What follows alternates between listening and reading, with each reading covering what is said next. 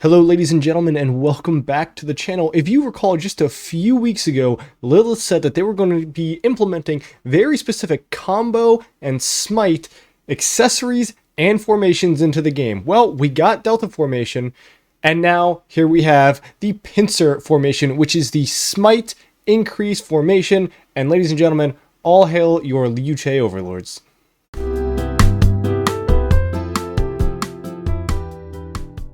So as the special inscriptions and rare inscriptions are not actually revealed yet for this new Pincer formation, this video is going to be more theory crafting, more what is in the game now to where, okay, could this be meta, could this not be meta? And honestly, are all you people out there who are freaking out about their arch sets like, oh no, are we going to have to swap this over to this new Pincer formation? And we're going to try and answer that question for you. So again, this is all speculative, so no real answers lie here. However, I think this is a good mindset to go into this new formation with. So real quick, is this going to be a good formation? Just kind of like how Delta is for Cavs. I think the answer is going to be yes. Do I think that it's going to be an automatic, everybody needs to invest in a brand new Pincer formation? My answer to that is going to be no, and why is that? So if we hop in game here, there's a very specific difference between normal damage and smite damage. Now, it's almost like normal damage is just the all-encompassing all damage for smite commanders. Normal damage increases your smite damage, but your smite damage does not increase your normal damage. I know this might sound confusing to some of you, but we can read it right here. Smite damage is affected by bonuses to normal damage instead of bonuses to skill damage. So that means if you have a bonus to your normal damage, then your smite damage will be increased by that bonus, right? Not only that, but it also increases your normal attack damage. So when you launch a basic attack, it also increases your counter attack damage. So whenever you are being hit with attack, it's pretty much just the all-encompassing increases your all damage. It also increases your combo attack damage because that is technically a basic attack. There are a ton of keywords in this game, and I understand if you're a little confused by this, but just think about it this way. For Smite Commander specifically, normal damage is all damage, and smite damage is only smite damage. So, would this formation be really good on Liu Che? I'm not actually sure it would be. As it stands right now, you've got a 5-target AoE, and with the arch formation, which is increasing your damage done by 5%, also your white damage, also your combo damage, right? I just don't know if that extra 5% on the active skill and its instant proc are really going to do all that much for you for this formation and take away the flexibility. Now, where do I think that this new formation could possibly elevate Liu Che above to where the arch formation currently has him? And that's where I would say that lies within these special inscriptions. I think if you just take 5% all damage and compare that to 10% theoretically skill damage for Liu Che or smite damage, I would say the all damage probably comes out to a little better of effect. So where would these bonuses come from? And obviously those are the armaments. And in this part of the video, I'm going to go over the difference between a boost and a general addition or increase to normal damage, or just the keyword in general. So let's just say boost versus addition. So for example, if I have 100% of normal damage addition on my march, 100% normal damage from 0 to 100, and I have an 8% boost, then my total normal damage done will be 108% total addition.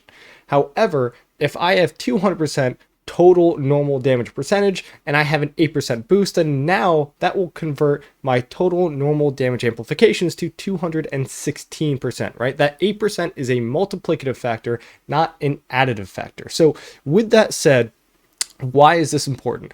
Well, this is important because right now there are a lot of different additions or stat increases for normal damage, meaning these inscriptions are really, really strong. There are not that many for smite damage. I think the only additions to smite damage that we have in this game are in two places, and they're both on William Wallace. One, we have 10% right here. This is tiny. This is a very tiny amount. That means that any boost to smite damage is not going to do much in the current state of the game. Now, I'm not saying in the future they can't release more amplifications to smite damage, but right now, if they release armaments that say boost your smite damage by a certain amount, it's really not going to do much. So you've got this skill on William Wallace, and then you've got a few points in his talent tree. And don't kill me, I'm not entirely sure where these bonuses lie in this tree, but actually I got pretty lucky here. Killing Blow, 6% bonus to all types of smite damage. You also have To the Bitter End back here, which is just a stacking buff for your smite damage. Now, again, you have these same trees, which are in the attack tree, that are just better, right? Martial Mastery, 6% increase to normal damage. Remember, this is all damage, not just smite damage. You also have this Effortless, which is 10% all damage instead of 10% smite damage. So keep that in mind when you're comparing things like the smite damage of these commanders and just the overall damage amplification of normal damage and the arch formation. So what must this armament inscription bring? Well, let's actually look into the codex here, and we're going to look at Delta, because I think Delta is a really good example of how normal damage amplifications were kind of outclassed by some of the special effects. So let's go ahead, we look all the way down here. Delta formation, I think the biggest one that everyone's looking at is Butterfly, right? Whenever you launch a combo attack, it has 20% more likely to trigger effects triggered by launching a base attack.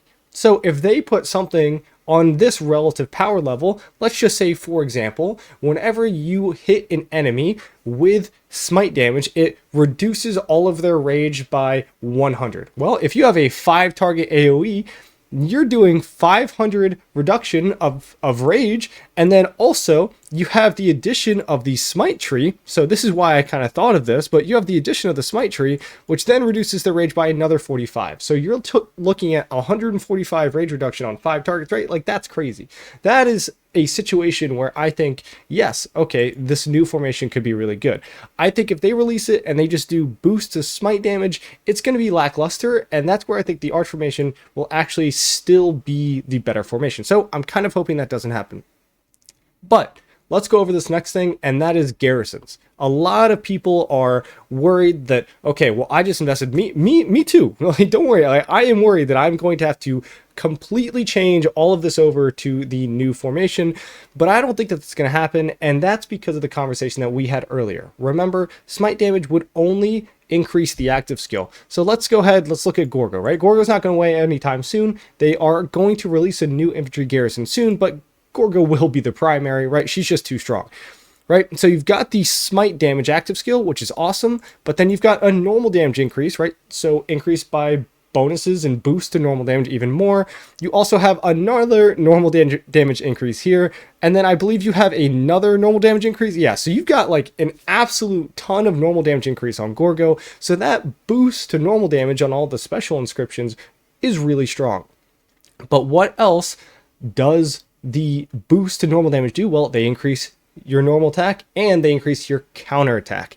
Increases to your smite damage does not increase your counterattack damage. So I think if you're out there and you're a rallying garrison and you're thinking, oh my gosh, am I going to have to swap all my arch stuff over to this new formation? My answer to that is no. You're safe. You're good. So where does that leave us, right? Just to kind of wrap up this hypothetical video, I think if you are an open field player, then this will be a niche role, just like the people who have invested into a Delta formation. I think it's good. It will probably end up being meta for Liu Che and its combo coming out in the future, whether that's William Wallace, whether that's the new infantry around the corner that's supposed to release in about 2 months. I think that it will be a slight upgrade, maybe in the field, depending on the legendary inscriptions, to the current arch formation. I think if you are a garrison player, don't worry about it.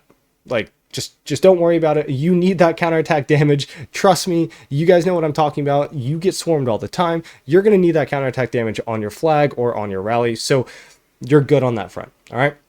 So with that said, guys, what do you think about the new formation? I will try and cover the special inscriptions as soon as they get released. I do expect them to be fairly decent. I do think that they're going to come out with less boost of the actual smite damage itself and more special keywords like rage reduction or damage taken reduction, and focus more like they did on the Delta formation, which is not essentially on all the combo damage itself, but more so on really cool interactive things that could really affect the nature of the battlefield. So with that said, guys, hope you enjoyed, and I'll see you in the next one. Peace.